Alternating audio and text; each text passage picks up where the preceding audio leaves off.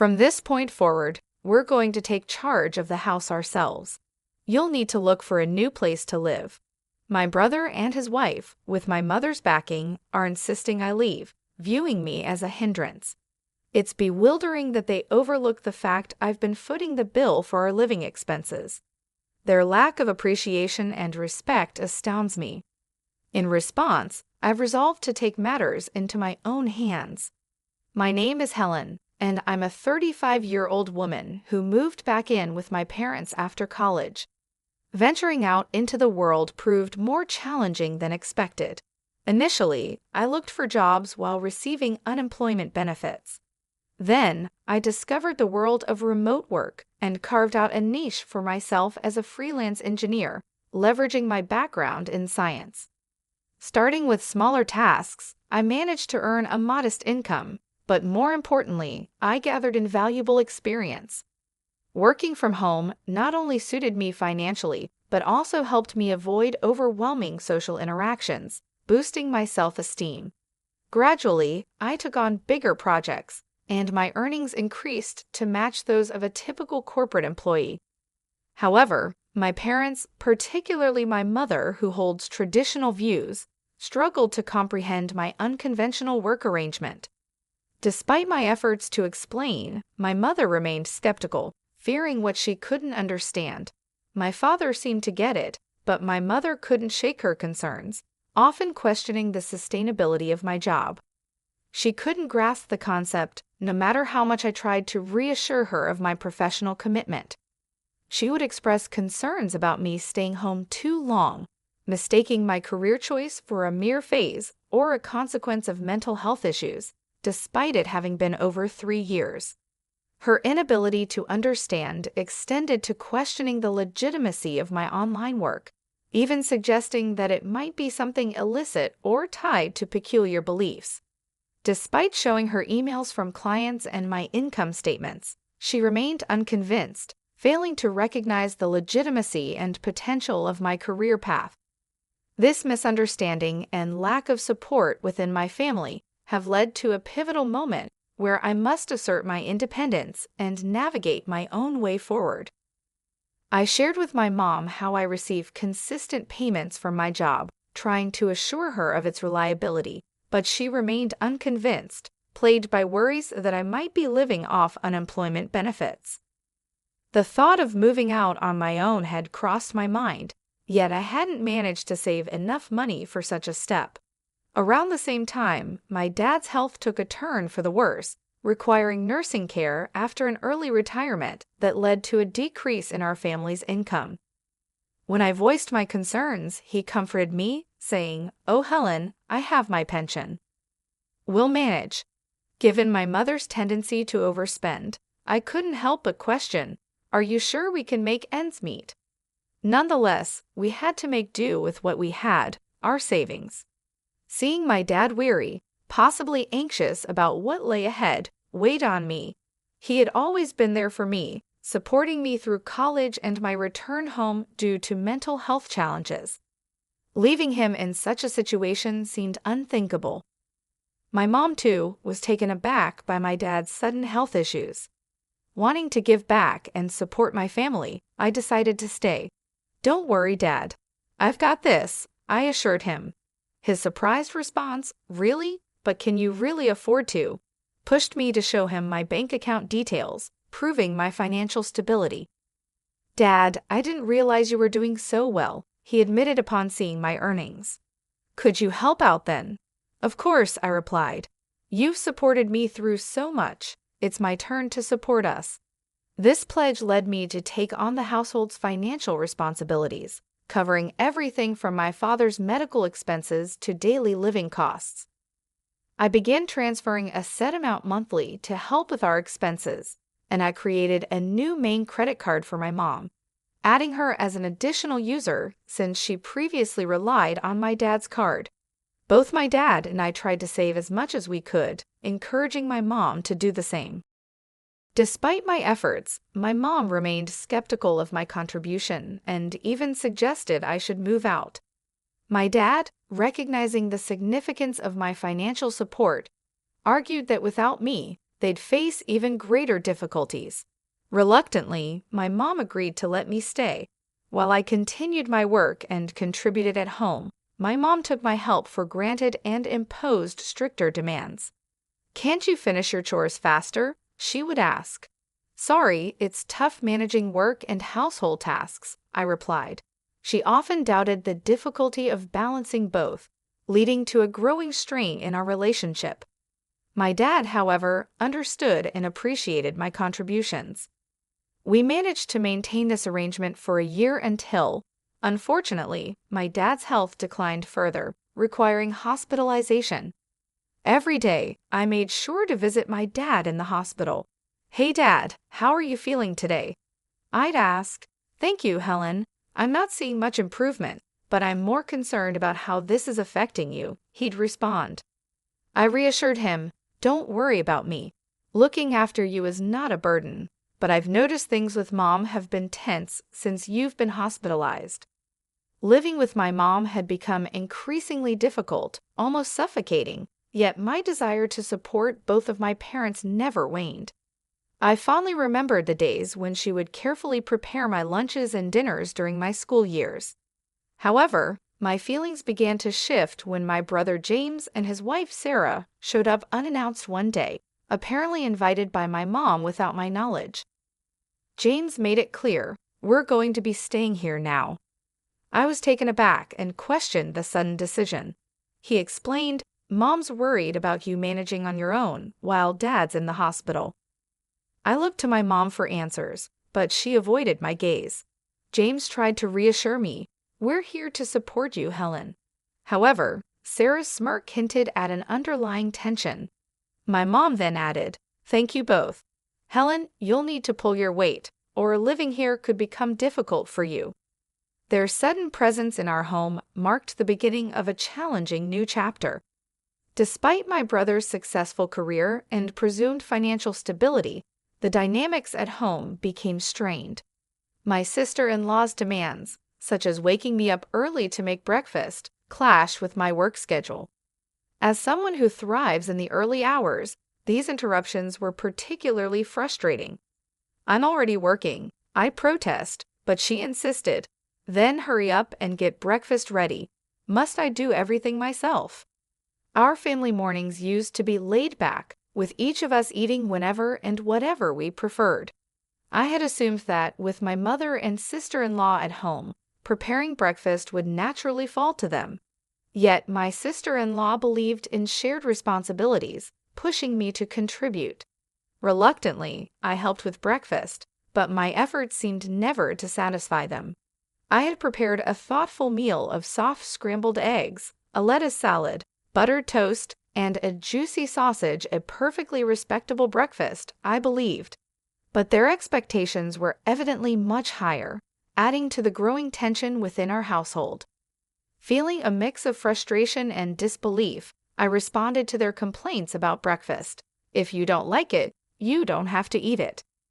They were visibly taken aback by my reaction. "What kind of attitude is that? Who do you think you are? It's not right for you not to help out more around the house," they criticized. "But I also have work," I tried to explain, only to be met with skepticism. "Work? Really? What kind of work do you call that? It sounds ridiculous," my brother and his wife rebuked, their words sharp and dismissive. Influenced by my mother, my brother had always had a tendency to belittle me and my efforts. Despite their attitudes, I knew the value of my work time. Without another word, I gathered my belongings, including my laptop, and left the house, ignoring my brother's calls after me. I headed directly to my dad's hospital room. Upon seeing my rushed entrance, he asked, "Helen, what's wrong? You look upset." After I shared what happened, he was taken aback. I had no idea things had gotten that bad at home. "I'm sorry, Helen. Remember, you can choose your own path in life." Feeling somewhat adrift, I reflected on how my mother seemed to prefer James's presence at home. My dad offered comforting words. "You don't have to stay in a place where you feel unwelcome. I want you to be happy. Live your life the way you see fit." His words bolstered my resolve to find a new living situation. Returning home that evening, I walked into a stern atmosphere. My mother, brother, and sister-in-law awaited with serious expressions. "Where have you been all day?" my brother demanded. "I thought you were at work." "I took the day off because of you," he claimed, which surprised me. Taking a day off so abruptly seemed quite irresponsible to me. As the confrontation escalated, my brother and his wife made their stance clear. "Get out," my brother stated. "Why?" I asked, confused. "From now on, the two of us will live here. If you're not willing to fit in, you should leave." "We don't need your help," they insisted, attempting to push me out of my own home. "That's enough, Helen. You don't need to be here, especially now that your father isn't at home," my mother added, siding with them. It seemed they all viewed me more as a nuisance than a contributing member of the family. Did my mother not realize the extent of my financial contributions, even as she indulged in her monthly splurges on luxury items? I wondered how she would manage once her allowance from me stopped. Their disregard for my contributions and their decision to oust me from the house made it clear that it was time for me to carve out my own space, away from the familial tension and misunderstandings. My frustration reached its peak. Despite numerous attempts to explain my situation, my mother, brother, and sister-in-law continued to disregard my contributions. Pushed to my limits, I decided it was time for a strategic move, a sort of wake-up call for them. I discreetly transferred the funds from the bank account tied to my mother's credit card into another account under my control, curious to see her reaction when she found her card declined. Likewise, I reallocated some money from my father's account, which had been essential in supporting our household expenses. From then on, only his medical costs would be taken from this particular account, a detail my mother was not aware of. This shift placed a newfound financial pressure on my brother and his wife, challenging them to shoulder the burden I had hellied for so long. After setting my plan into motion, I packed up my life and announced, "I'm leaving this place."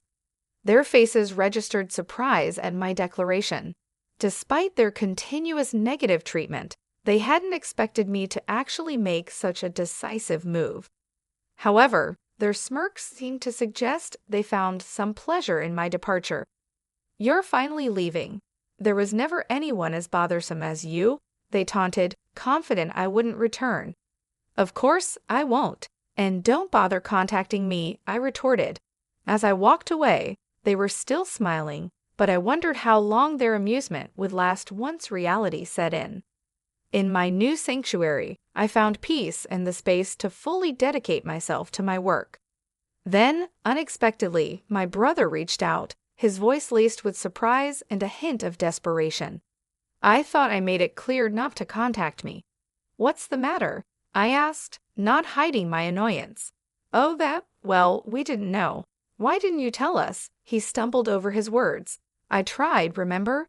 But my work and contributions were always dismissed," I reminded him. He tried to shift blame. "Well," Mom said, "and I guess I got confused." "That's not really my fault, is it?" "No, it's not. But now you're experiencing the financial strain. Mom's spending habits, coupled with the unpaid bills, it's all on you now. Managing all that was part of how I supported the household. Now that I'm gone, you'll need to figure it out," I explained calmly. The reality of their new financial responsibilities was a stark wake-up call for my brother. Without me to rely on, they were forced to confront the consequences of their actions and attitudes. This move wasn't about revenge. It was about asserting my worth and the value of my contributions, teaching them a lesson in respect and responsibility as I embarked on a path to personal and professional fulfillment. I was taken aback when my brother reached out for financial help. "I need you to transfer some money into my bank account," he pleaded urgently. I couldn't help but express my disbelief. "Are you serious? You work for a large company. Shouldn't that be enough?" That's when he dropped the bombshell. "Actually, I was let go from the job because of a major mistake I made." This revelation left me speechless. It seemed my brother had returned to our parents' home, under the assumption that it was financially secure, partly due to my father's retirement pension. I had long wanted to make it clear to him the critical role I played in keeping our family afloat financially. The thought of his surprise upon realizing that it was actually me who had been managing the household's finances, assuming they were stable, was ironically amusing. This surprise would soon extend to his wife and our mother as well. Soon after, my brother's wife joined the plea, "We really need your help. Our savings are running out." My mother chimed in with, "Your father is upset and won't be contributing to the household finances anymore. We're in a bind." But I had reached my limit. "I've supported you all more than enough. You're all capable of working, so it's time to support yourselves. I'll be cheering you on from afar," I responded, a mix of determination and resignation in my voice. A plea for reconsideration came through the phone, but I stood firm, distancing myself from my brother, his wife, and my mother. My father, too, found it difficult to go back to living with my mother, opting instead for legal advice and a new living arrangement. Thankfully, this allowed me to visit him daily, maintaining our bond. A friend filled me in on my family's current situation. My brother had downsized to a modest apartment, adopting a more frugal lifestyle. My mother, traditionally a homemaker, found adjusting to employment challenging, while my brother struggled to accept the perspectives of younger colleagues in his new part-time role, leading to short-lived employment. His wife became the Prisora breadwinner, working tirelessly until the burden became too great, prompting her departure. Now, reports suggest my brother and mother are working hard to make ends meet, though my mother's penchant for overspending continues, leading to accumulating debts. While I worry about their well-being, the distance I've put between us is a reminder of the boundaries I had to set for my own peace of mind and financial security. I've reached a point where providing further financial help isn't possible for me. Right now, I'm dedicating a lot of energy toward creating a comfortable life for myself. My income has been slowly rising, and I'm thinking about exploring new opportunities. One of my biggest goals is to visit my dad every day. I want to spend quality time with him and see his joyful